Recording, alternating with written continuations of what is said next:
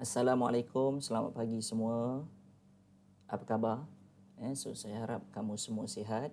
Berjumpa kita kembali dalam video yang kedua, Langkah Mudah Bina FB Page. Kalau kamu ingat, sebelum ini, video yang pertama saya telah ajar kamu bagaimana untuk create ataupun bina FB Page secara asasnya. Masih ingat lagi dengan otak-otak Popiah? Okey. Itu bisnes saya ataupun produk saya. Apa produk awak? Untuk video yang kedua ini, saya akan ajar awak bagaimana untuk kita melengkapkan page kita.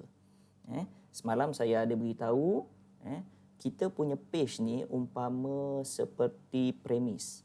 Kalau awak menjalankan perniagaan secara fizikal di luar sana, kamu kena ada premis ataupun rumah kedai ataupun apa sajalah.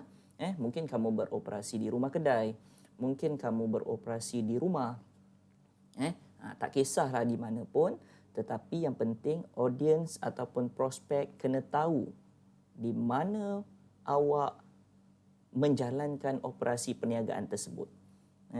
Sebab perniagaan kita ni kadang-kadang kita tak semestinya kita just buat COD, cash on delivery, buat postage, berdasarkan kepada tempahan ataupun pembelian daripada pelanggan.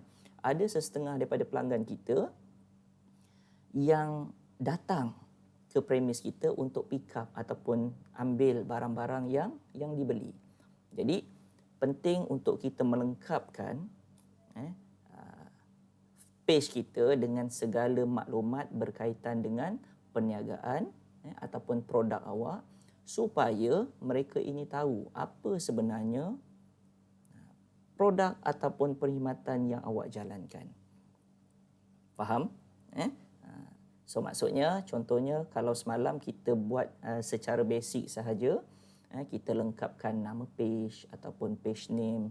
Kemudian kalau masih ingat, kita letak bahagian description kan. And then dia punya kategori. 3 tu adalah asas yang mana kita nak menetapkan page kita ni sebenarnya page apa. Sebab terlalu banyak page yang ada di internet ataupun di FB kan. Sepatutnya audience ataupun prospek awak boleh membezakan antara page-page yang mereka berminat untuk pergi ke page tersebut lah. Okey.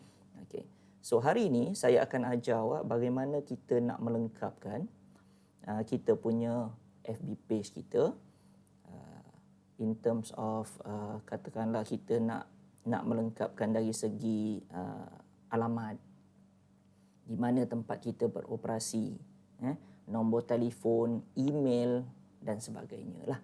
Okey. Tapi kena ingat, dalam keadaan sekarang ni, dalam fasa sekarang ni, tolong jangan invite lagi kawan-kawan awak di luar sana. Katakanlah awak ada friends awak 1.2 juta contohlah.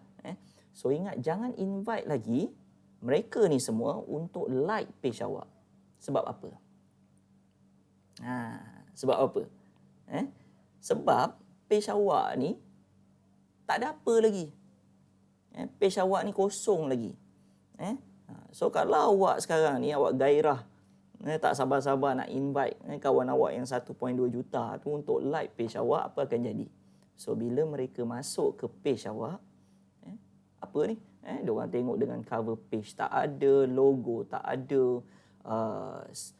kata orang tu posting pun tak ada.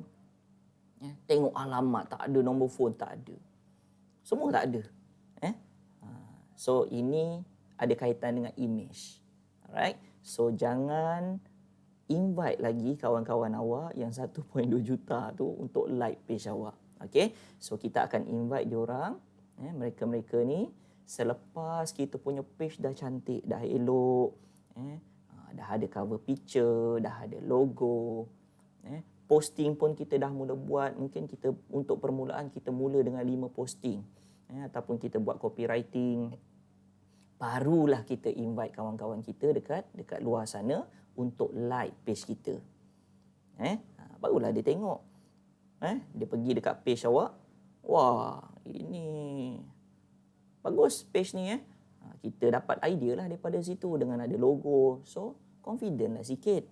Pelanggan-pelanggan, prospek ataupun audience nak berurusan dengan awak. So, ingat, untuk permulaan ni tolong jangan invite lagi kawan-kawan awak. Right? Okay. So, saya rasa kita boleh mula. Okay. So, kita buka Facebook semalam. Right? Ini untuk paparan desktop. Okay. Untuk nak panggil balik you punya page yang telah you buat sebelum ni, ada dua cara. Sebenarnya banyak cara lah. Yang pertamanya, awak berada di timeline awak. Okay. Di sebelah kanan awak ni, kalau awak perasan, kita ada your pages. So, bila awak klik sahaja, akan tersenarai page-page yang telah kamu buat lah. Yang berada di bawah you punya kontrol ataupun kawalan. Yang you kendalikan ataupun yang you manage. Inilah page-page-nya. Okay? Okay. So, you pilih sajalah. Macam semalam saya punya otak-otak Popia. Okay? Okay, cara yang kedua. Okay, di bahagian atas ni nampak tak kita ada home. Dekat menu atas ni. Kemudian kita ada pages, kita ada watch, marketplace dan juga group. Okay? You klik saja. Yang pages ni. So, akan tersenarailah page-page di bawah kendalian ataupun pengurusan kamu. Pages tersyasyul pula kan. Pages that you manage. Okay, so inilah. So, cari balik.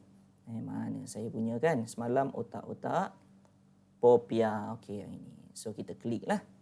So, klik. Okay. So, inilah dia page yang telah kita buat secara asas ni macam ni lah. Nampak suram, muram kan. Tak cantik lah. Pasal belum siap. Memang belum siap pun. Sebab tu saya tak bagi awak invite kawan-kawan awak yang 1.2 juta tu. Alright. So, sekarang ni, untuk video yang kedua ni, kita tidak bercadang untuk nak buat cover picture dulu dan juga logo. Kita tinggalkan dulu. Saya akan tunjuk awak pada video yang ketiga ataupun part 3. Right? Okay. So, dekat bahagian mana kita nak update? Yang pertamanya, kita akan pergi ke bahagian sebelah kiri ni, kita ada edit page info. Okay, dekat sini, ini adalah maklumat yang kamu perlu lengkapkan seadanya lah untuk page awak. Supaya prospek ataupun audience tahu yang perniagaan awak ni memang betul-betul wujud. Bukannya spam dan sebagainya. So, kita kena lengkapkan apa sahaja maklumat yang ada di bahagian info ni. Sebagai contoh, yang pertamanya kita ada name, otak-otak Popia. Okey lah. So, kita semalam dah fill up lah. Okey, kemudian username. Username ni, kamu boleh letak apa sahaja nama, tetapi sebaik-baiknya yang similar ataupun sama dengan nama page awak. Cumanya kaedah penulisan tu agak lain sikit. Katakanlah saya letak sini, otak-otak Popia. Okey. Tak ada, dia orang dah ambil kan. Okey, saya buatlah lain kan. Otak-otak Popia sedap. Okey. Alright, so dapatlah nama ni kan. So, saya nak bagi tahu audience saya dekat luar sana bahawa saya jual otak-otak Popia dan otak-otak tu sedap. So, ini menjadi saya punya username lah. Alright. Dan username ni juga awak boleh guna. Contohnya kalau awak nak create awak punya Gmail. So, awak boleh ambil balik nama dekat username ni tadi. Okay. So, semalam ingat lagi description. Menjual otak-otak Popia dan produk sejuk beku secara online pada harga yang berpatutan. So, tulis sikit. Dia kata apa sini? A brief summary of your page. The limit is 255 character. So, tulis sikit you punya product summary awak supaya pelanggan dekat luar sana tahu apa perniagaan ataupun produk yang awak buat. Dia tak tertanya-tanya lah. Ini tak, kadang-kadang ada setengah page tu nombor phone tak ada, alamat tak ada, logo tak ada. So bagaimana prospek kita nak percaya dengan perniagaan kita? So jangan marah customer, jangan marah audience. Sekiranya once dia dah masuk, dah pergi ke page awak, dia akan keluar balik dan tak akan balik-balik lagi. Pergi tak kembali kan. So jangan marah. Bukan senang nak tarik audience masuk ataupun datang ke page kita. So jangan sia-siakan, right? Okay, so untuk semalam kategori, saya punya kategori food and beverage, dan awak boleh letak maksimum 3 kategori. Katakanlah awak selain daripada food, katakanlah saya letak food juga, tapi kita tengok apa food Okay, mungkin saya boleh letak food delivery service ataupun food apa? Sepatutnya dia ada sampai 3 ni.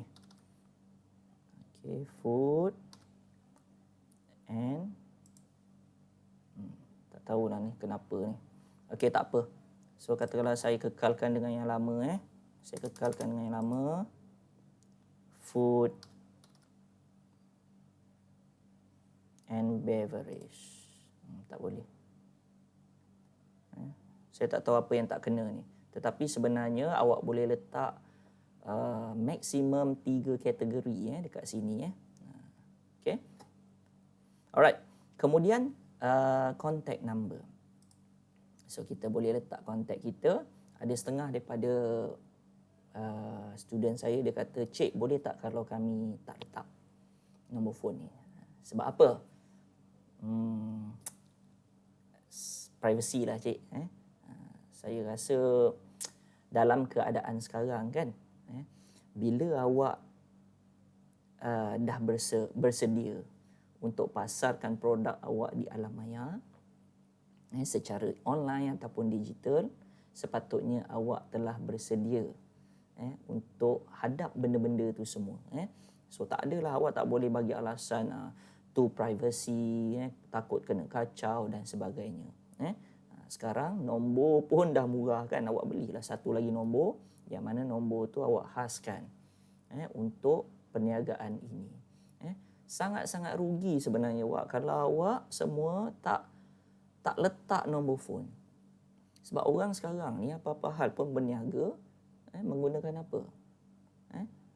Base kepada nombor phone tersebut, orang akan WhatsApp kita. Itu antara cara yang paling berkesan untuk audience dekat luar sana communicate dengan kita.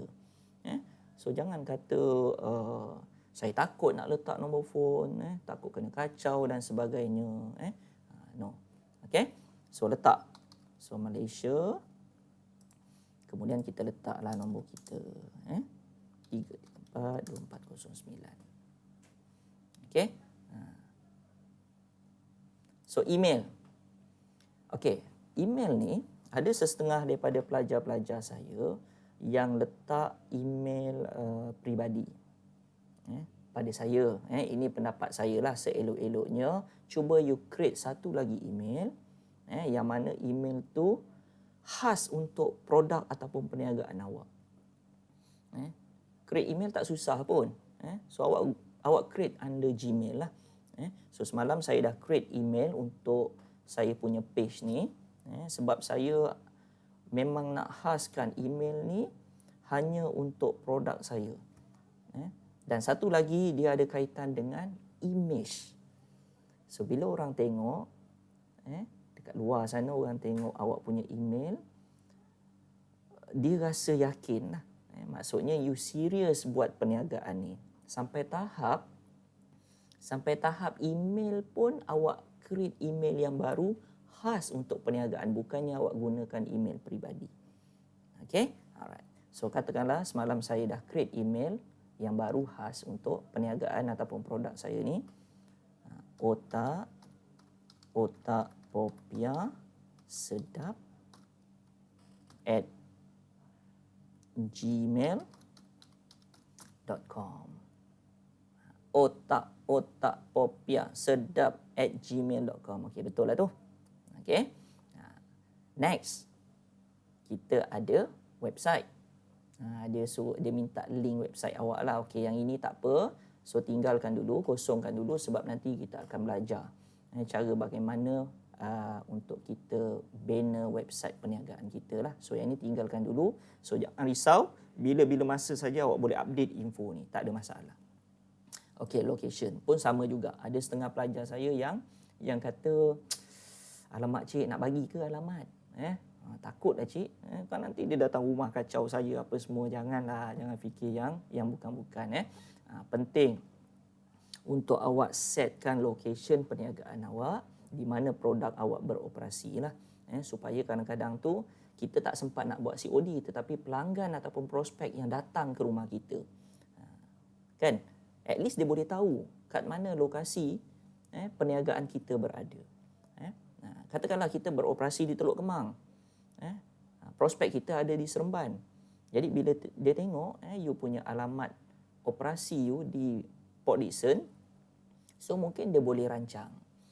Kalau katakanlah dia boleh ambil sendiri barang, turun ke Port Dickson ataupun Teluk Kemang, baguslah. Maksudnya awak tak perlu lagi nak fikir transportation cost, tak perlu nak fikir awak kena buat COD, guna Grab ataupun servis courier ataupun runner, kan. So tak ke dah jimat dekat situ. Okey, so masukkan sahaja. Katakanlah saya letak sini tak lengkap pun tak apa. Katakanlah saya letak alamat Taman Selayang. Okey. Port Dickson, Malaysia, and then postcode 71050. Ini pun dah okey dah. So tapi kalau misalnya kata perniagaan awak ni memang tak perlu langsung awak add location, so kliklah dekat sini, my page doesn't have a location. Okey. Kemudian kita ada service area. Okey, service area ni maksudnya coverage. Sejauh mana you punya produk boleh pergilah. You tawarkan perkhidmatan courier ataupun COD setakat kawasan mana ataupun cover area mana. Sebagai contoh, katakanlah saya berminat, tak ada masalah bagi saya untuk buat COD, cash on delivery. So mungkin saya boleh cover kawasan Port Dickson. Okey, kemudian katakanlah saya cover juga kawasan Seremban, tak ada masalah, kan. Kemudian mungkin area Lukut. Okey, kemudian area Pasir Panjang, Malaysia. Bolehlah tu. Katakanlah tak sengaja, kan, saya pergi ke tempat-tempat ni, saya boleh buat temu janji dengan pelanggan-pelanggan saya. At least mereka tahu you punya coverage service, which area, kan, supaya mereka boleh dapat gambaran untuk dapatkan kita punya produk. Next, okey, untuk jam operasi ada tak? Ataupun sentiasa buka you punya kedai ni, kedai maya you ni sentiasa buka, tak ada masalah lah. Sebab nama pun online, kan. 24 jam, 24 hours, 7 days a week. Kemudian, kan, itu kelebihan dia. Tetapi kalau awak tertumpu kepada operasi di rumah, awak patut tetapkan masa-masa yang tertentu supaya tak adalah pelanggan datang rumah awak pukul 12 tengah malam, pukul 2 pagi, kan. Seeloknya tetapkan. Kalau awak rasa nak tetapkan sehingga pukul 5 petang, 5 petang lah. So awak pilih yang inilah, open on selected hours. Katakanlah Monday opening start pukul berapa? Biasanya kita start operasi katakanlah pukul 9 pagi, closing katakanlah pukul berapa? 5 petang. Okey? You buatlah semua ni. Teruskan. Isnin, Selasa, Rabu, Khamis, Jumaat, Sabtu, Ahad. Okey, katakanlah hari Ahad you tak buka langsung kan? Tak buka langsung. Close lah. Tak payahlah tulis. So you fill up just from Monday to Friday. Saturday and Sunday close. So operasi perniagaan awak permanently close. Alright. Okay. Kemudian temporary service changes. Okay. So yang ini katakanlah awak open with service changes. Katakanlah awak buat perniagaan online service, awak boleh tawarkan juga perkhidmatan delivery, pick up. Okey. Dan sebagainya lah. Okey. Kemudian apa lagi maklumat-maklumat yang awak nak masukkan? So boleh masukkan, tapi pada saya ini pun dah okey. Okey, at least adalah information tentang page awak yang mana orang tak tertanya-tanya. Apa sebenarnya yang awak buat sebenarnya. So kalau dah tak ada apa, alright, so ini sahaja. Kemudian kita ke step yang seterusnya. Alamak, tak apa-apa stable lah. Inilah masalahnya bila kita buat perniagaan secara online ataupun bergantung secara online. Ini antara masalah-masalah lah. Macam mana ni? Tak stable kan? Tak apa, kita try cari balik page kita. Anggaplah tu satu cabaran. Kan? Okey, dah ada dah location apa semua. Okay, so kita back to home. Okay. So, information semua kita dah fill up. Okay. Dan ada satu button yang sangat penting. Dia jadi penghubung. Dan awak jangan salah pilih untuk button ni. Okay. Awak nampak tak ada add a button dekat sini? So, boleh klik. So, button ni adalah button shortcut. Bila pelanggan kita berada di page kita, mereka ada pilihan untuk berhubung dengan kita. Sama ada melalui cara terus menelefon, WhatsApp, send a message ataupun mengguna messenger, send email dan sebagainya. So ini untuk edit page button, ini dia option-option yang ada yang boleh kita pilih. Sebenarnya dia bergantung kepada apa perniagaan ataupun produk yang kita buat. Okey, sebagai contoh, katakanlah awak ingat lagi tak saya ada buat homestay. Okey.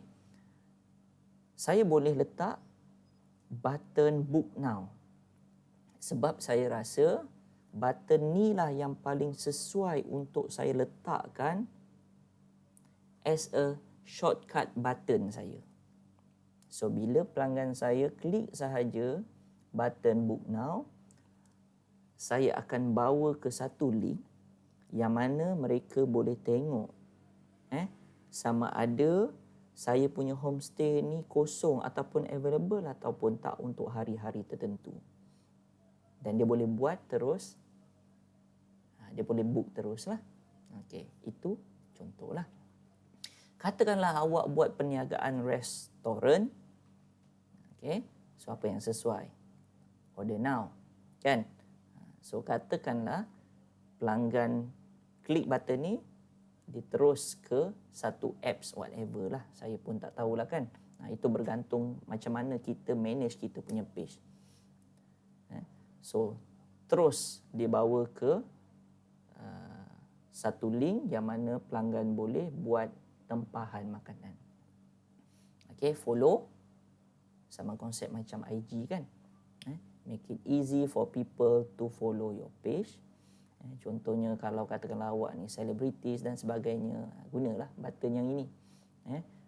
Call now. Okey, macam saya tak berapa suka sangat call now ni. Sebab kita pun buat perniagaan sambil-sambilan kan. Kadang-kadang kita tengah drive, kadang-kadang kita dalam kelas, kadang-kadang kita tengah bermesyuarat. So pelanggan call kita. Call kita pula tak angkat sebab busy. So apa persepsi pelanggan kepada perniagaan kita? Letak button call now, tapi bila call tak angkat. So tu masalahnya. Dia berbalik kepada image tu tadi, kan? So image tak baik lah, tak bagus lah untuk perniagaan kita. Contact us. So contact us ni, choose a website where people can find your contact information. So yang ini dia jadi perantara sekiranya awak ada website. Nampak tak? Sebenarnya perniagaan kita ni, kita jangan tumpu kepada satu platform sahaja.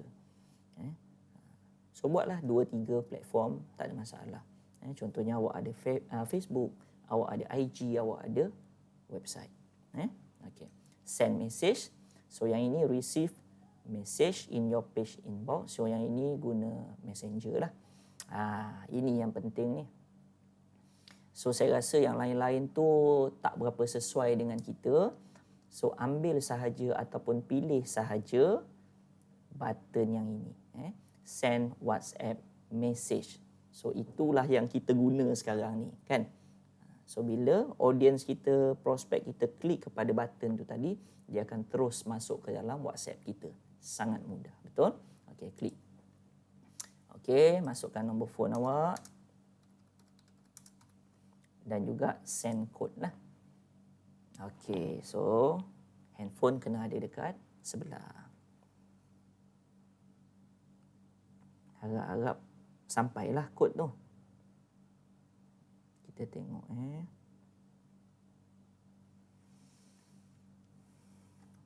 So dia ada dia punya timer dia dekat sini.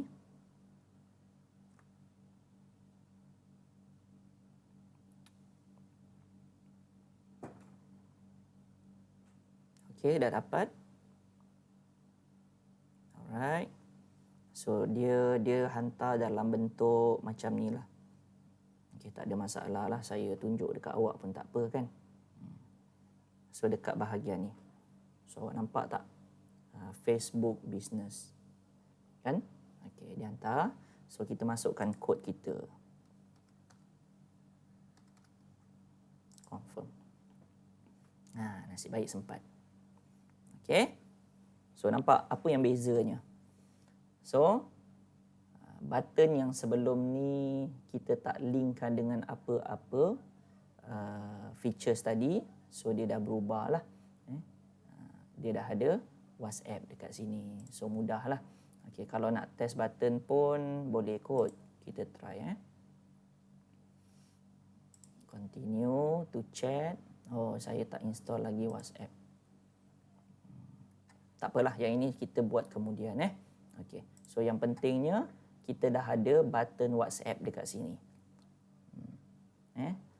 So bila dah ada button WhatsApp dekat situ, mudahlah bagi pelanggan nak berhubung secara terus dengan kita. Sebab agak rugi kan. Kalau dulu features ni tak ada. Kita ada page, kemudian pelanggan hanya boleh menghubungi kita melalui mungkin messenger, email dan juga tadilah melalui panggilan telefon. Okay, so yang ini features ni baru sahaja Facebook upgrade. Seingat saya dalam setahun 2 macam tu lah. Dan sebenarnya bagus. Sangat-sangat bagus. Okay, so saya rasa untuk video yang kedua ini sahaja. InsyaAllah kita akan jumpa dalam video yang ketiga. So dalam video yang ketiga saya akan ajar kamu bagaimana untuk kita lengkapkan. Kita akan buat kerja-kerja editing untuk hasilkan cover picture dan juga logo. So ini kita panggil sebagai cover picture. Yang ini kita biasanya lah kita akan letak logo kita. Okay. So kalau tak ada apa, kita berhenti setakat ini. Kita jumpa dalam video yang ketiga. Assalamualaikum dan salam sejahtera. Bye-bye.